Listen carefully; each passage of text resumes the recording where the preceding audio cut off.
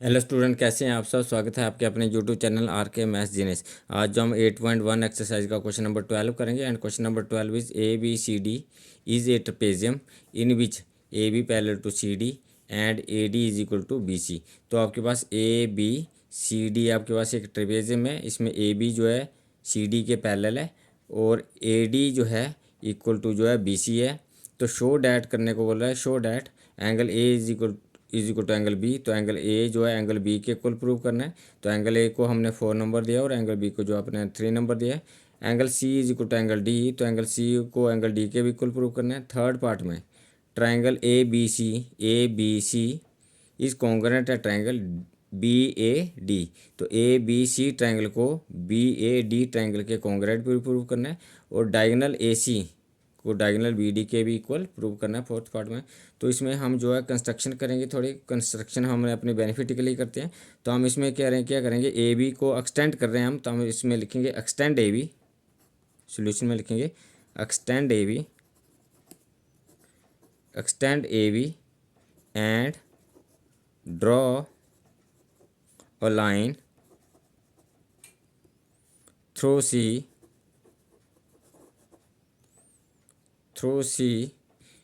ए B को extend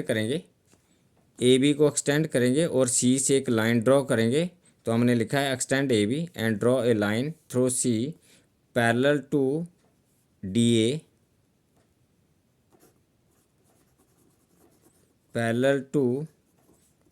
ए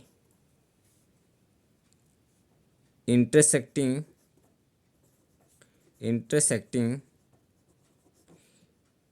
ए B produce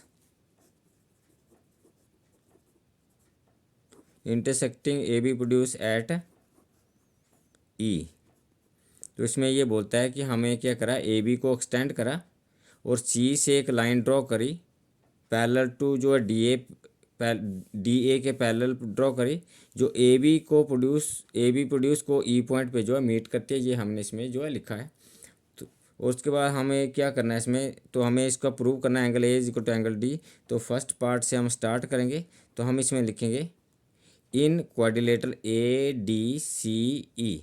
तो आपके पास जब आपने सी ई जो है ए डी के पैरेलल ड्रॉ करिए तो आपके पास ए डी सी ई जो है एक क्वाड्रिलेटर होगी। तो हम लिखेंगे इन क्वाड्रिलेटर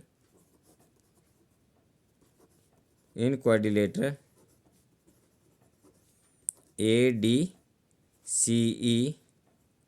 तो इसमें हमारे पास क्या है, क्वाड्रिलेटर ए डी सी में हमारे पास क्या है, A D is equal to C E, A D parallel to C E, ए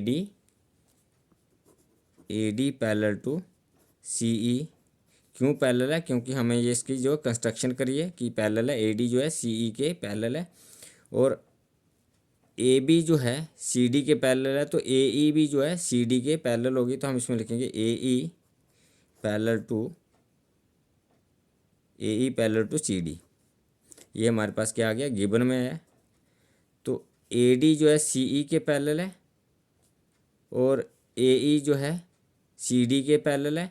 तो ऑपोजिट साइड जो आपकी पैरेलल आ गई क्वाड्रिलेटर की। तो इसका मतलब हो गया क्वाड्रिलेटर जो है एक पैरेललोग्राम बन गई। तो therefore A D C E is a parallelogram, क्योंकि ऑपोजिट साइड जो है इसकी जो है पैरेलल है। अगर ए डी सी ई एक पैरेललोग्राम होगी तो हम इसमें रफ स्केच देखते हैं। तो हमारे पास क्या था, ए डी सी ई था। तो हमने इसमें क्या करा है, ए डी सी ई को पैरेललोग्राम बनाया है। तो पैरेललोग्राम कैसे बनाया, ए डी जो है सी ई के पैरेलल है क्योंकि कंस्ट्रक्शन है, और ए ई जो है सी डी के पैरेलल है ये क्योंकि ये गिवन है। तो ये ऑपोजिट साइड जो है पैरेलल होगी। तो एक पैरेललोग्राम हो गया और पैरेललोग्राम हो गया। तो अब इसमें हम जो है इसमें लिखेंगे, अगर ये पैरेललोग्राम है तो इसका मतलब है A D is equal to C F होगा। It means A D is equal to जो है सी ई होगा। A D is equal to C E, क्योंकि opposite side of parallelogram parallelogram की ऑपोजिट साइड क्या होती है, इक्वल होती है। और ए डी जो है बी सी के इक्वल भी है।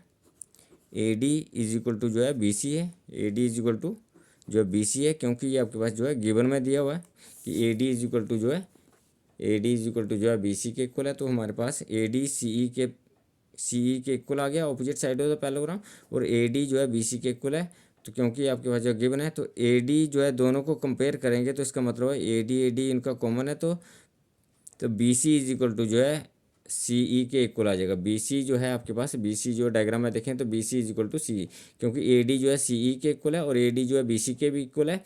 इसका मतलब है बी ए डी दोनों का कॉमन है, तो B C is equal to C F. तो इट इम्प्लाइज आपके पास क्या आ जाएगा, A D B C is equal to C E. It implies B C is equal to जो है सी ई आपके पास आ गया। It implies B C is equal to जो है सी ई के इक्वल आ गया। अगर बी सी जो है सी ई के इक्वल आ गया, इसका मतलब है एंगल जो है वन इज इक्वल टू जो एंगल टू के प्रूव हो गया, because opposite angle of equal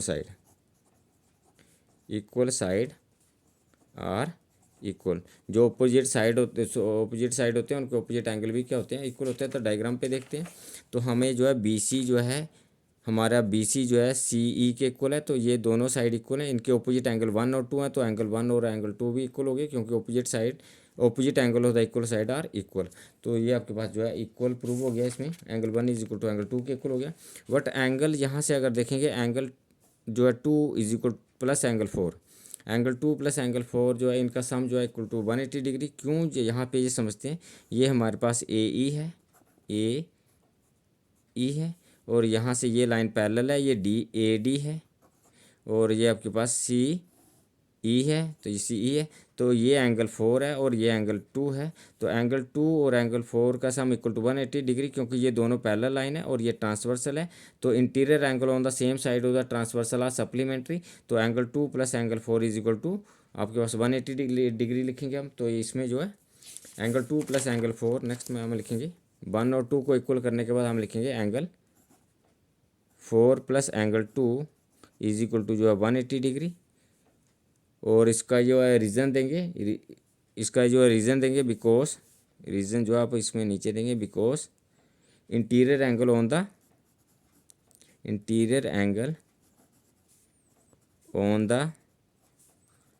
same side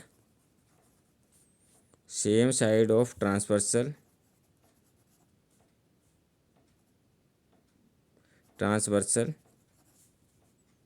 are supplementary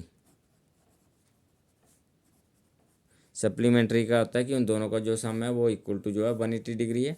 तो interior angle on the same side of the transversal, तो angle four plus angle two is equal to 180 degree और angle two को equal to one है, तो हम यहाँ to की जगह पे वन लिखेंगे। तो it implies angle four plus angle one is equal to जो है 180 डिग्री आ गया। ये आपके पास इक्वेशन नंबर जो है वन आ गई।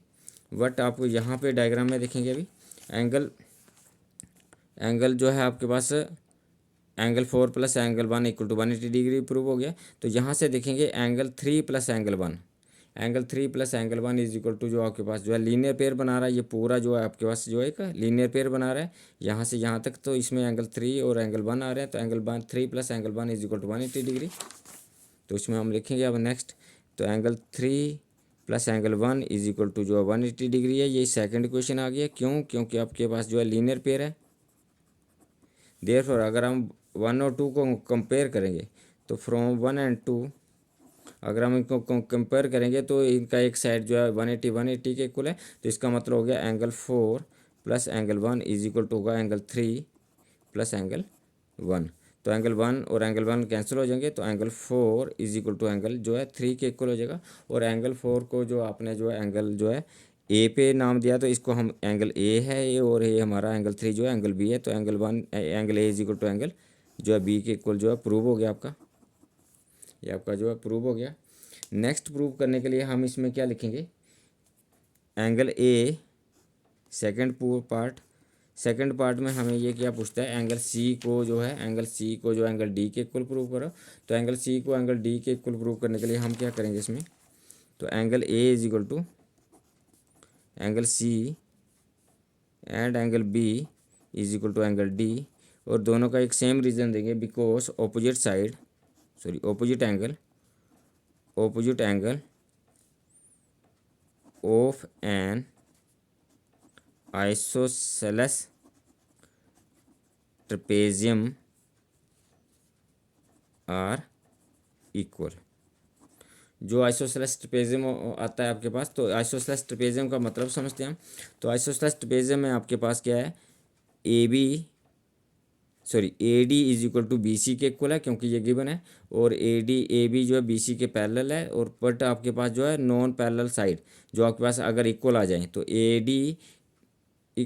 D is equal to B C है, तो ये आपके पास ए बी सी डी एक आइसोसेलेस ट्रेपेजियम है। और आइसोसेलेस जो ट्रेपेजियम होता है उसके ऑपोजिट एंगल इक्वल होते हैं, तो angle A is equal to angle C के इक्वल है, और एंगल बी जो है एंगल जो है डी के इक्वल है। तो ये आपने इसमें रीजन लिखा है, what angle A is equal to angle B, ये आपने जो प्रूव करा है।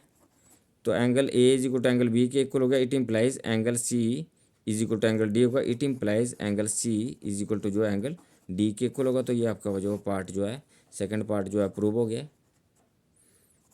थर्ड पार्ट प्रूव करेंगे, तो थर्ड पार्ट में क्या दिया आपको, थर्ड पार्ट में ए बी सी ट्राइंगल, तो A B C triangle B A D triangle के जो है कॉन्ग्रेट करना है। तो इन दोनों ट्राइंगल के हम नाम लिखेंगे, तो इन ट्राइंगल लिखेंगे, इन ट्राइंगल थर्ड पार्ट में in triangle A B C and B A, triangle B A D. आपके पास क्या है इसमें, A D is equal to B C है, क्योंकि ये आपके पास जो गिवन है। Angle A is equal to angle B के इक्वल है, क्योंकि आपने ये इसको जो प्रूव करा है। और A B is equal to आपके पास जो ए बी है, ये आपका जो कॉमन साइड है। तो इसमें जो है डायग्राम पे समझते हैं थोड़ा सा। तो हमारे पास क्या है, ए बी सी ट्राइंगल और बी ए डी ट्राइंगल है। तो इसमें ए डी जो है बी सी के इक्वल है, क्योंकि ये आपके पास जो है गिवन में इक्वल दिया हुआ था। Angle A is equal to angle B के इक्वल है, क्योंकि आपने जो इसमें जो है इसको प्रूव करा है, इक्वल प्रूव करा है। और ए बी जो है, ए बी दोनों का कॉमन साइड है, तो हमारा बना साइड एंगल साइड, और यहाँ से साइड एंगल साइड। तो देयर फोर हम करेंगे बाय